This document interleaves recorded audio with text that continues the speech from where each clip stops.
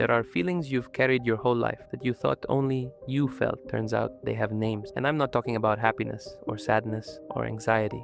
I'm talking about the feeling you get when you look at a stranger in traffic and suddenly realize their life is just as complicated as yours. Or when you return to a place you once loved and it doesn't feel the same anymore. Or that 3 a.m. spiral when one person won't leave your head and you have no idea why. By the end of this video, you're going to have words for all of it. And I'll warn you now, once you hear these words, you will start seeing these feelings everywhere. In your relationships, in strangers, in yourself. And the last one, it might be the most painful thing you've ever put into words. Let me start with a moment you've probably had, but never talked about. You're in traffic, stuck, bored, maybe a little frustrated. You glance at the car next to you, and there's just some random person tapping their fingers on the steering wheel, lost in their own world. And suddenly, out of nowhere, it hits you. That person has an entire life, a childhood, a favorite song, a fear they've never told anyone, an argument they've been replaying in their head all week, people they love, people they miss.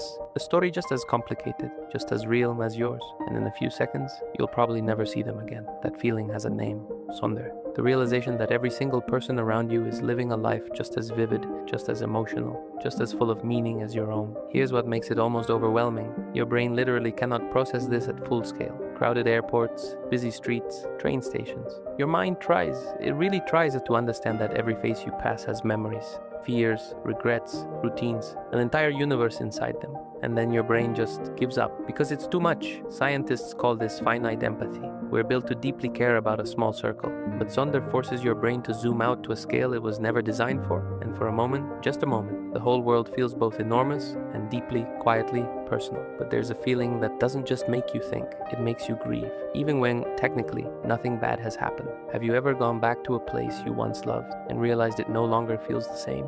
Maybe it was your childhood home, or an old friendship that slowly faded, or a version of yourself you used to be before life got complicated. Everything looks familiar, the streets, the walls, maybe even the same smell in the air, but the feeling is gone, and somehow that's worse than if the place had just disappeared. Because it's still there, you're the one who changed. In Welsh, a language with some of the most beautiful untranslatable words in the world, there's a name for this, Hiraeth, a homesickness for a place that no longer exists, or maybe a place that never existed quite the way you remember it. People feel Hiraeth when they look at old photos from a summer that felt endless, when they scroll through messages from someone they've lost, when they hear a song that used to mean everything. There's grief inside Hiraeth, real grief, even though nothing was taken from you suddenly, even though you didn't lose it in one moment, it just slipped away, quietly, the way all the best things do. And maybe that's the part that hurts most. You didn't even get to say goodbye. Now here's one that's probably kept you awake at 2 a.m. and you had absolutely no idea why, until now. You meet someone, maybe you've barely spoken to them. A few conversations, a few messages, nothing serious, but suddenly they're everywhere in your mind. You check your phone for no reason. You replay tiny interactions. You overanalyze a single emoji, a fast reply. You feel like you've won something. A slow reply, your whole mood collapses, and the part that makes it worse, you know it's irrational. You know you're being ridiculous, but your brain won't stop. Psychologists have a name for this, limerence. And here's the thing most people get wrong. Limerence is not love. It looks like love, it feels like love, but it's actually something else entirely. It's your brain getting addicted to uncertainty. See, when you genuinely love someone and they love you back, the obsession fades. You feel safe, grounded, but limerence thrives on one question. Do they feel the same way? Every small action becomes evidence. Every message becomes a puzzle. Your brain turns into a detective, analyzing everything, because it's hooked on the not knowing. And here's the most painful part. The moment the uncertainty disappears, the moment you finally get a clear answer, the obsession usually starts fading too, because it was never really about them. It was about the question. Think about that the next time you can't sleep. Okay, now we get into feelings that are harder to explain. Feelings tied not to people, but to places. Specifically, places that feel wrong when they should feel normal. Picture this. You're walking through a school during summer break. The hallways are empty, the lights are still on, the chairs are still there, perfectly placed, but something feels off. Or an office building late at night, or a stadium right after the crowd has gone home. The structure is the same, but something essential is missing. That unsettling feeling?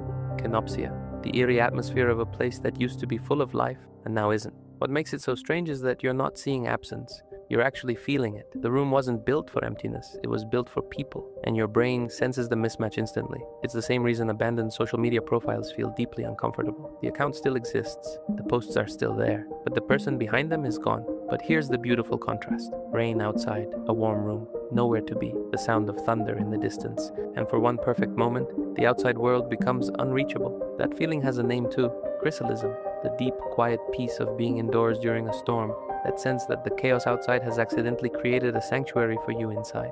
And maybe that's why so many people love rainy days. Not because they like the rain, but because the rain makes safety feel real. The contrast is what makes it beautiful. And now, the last two. These are the ones that stay with you. The ones that once you hear them, you'll feel for the rest of your life. You're at a party, a gathering, some social event. Everyone around you seems comfortable, conversations are flowing, people are laughing, and you're smiling too, you're participating. But underneath it all, you feel slightly out of place. Not unwelcome, not disliked, just not quite fitting, like you're one shade off from the room. Monachopsis, the subtle, persistent feeling of being slightly out of place. And the worst part about Monachopsis? It has nothing to do with the people around you. They might be wonderful, they might genuinely like you, but there's something deep inside you that keeps asking, is this really my place? Do I really belong here? Most people spend years, sometimes decades, searching for the room where that feeling finally goes quiet. And some people find it, but many don't. And they spend their whole lives wondering if something is wrong with them, when really they just haven't found their room yet. And then there's this one, the last one, the one that might hurt the most. You only get one life, one timeline, one body,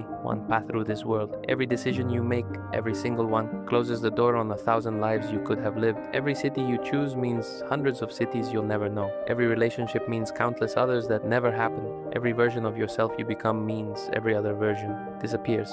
And sometimes, quietly, unexpectedly, the weight of that becomes impossible to ignore. Onism. The awareness that you can only ever live one tiny version of your life while millions of other versions pass you by unlived. And maybe that's why humans are so emotional, so restless, so nostalgic, so hungry for more. Because deep down, we are constantly grieving the lives we never got to live. So let's land here for a second. Sonder, every stranger carries a universe. Hiraeth, grief for a home that time has already changed.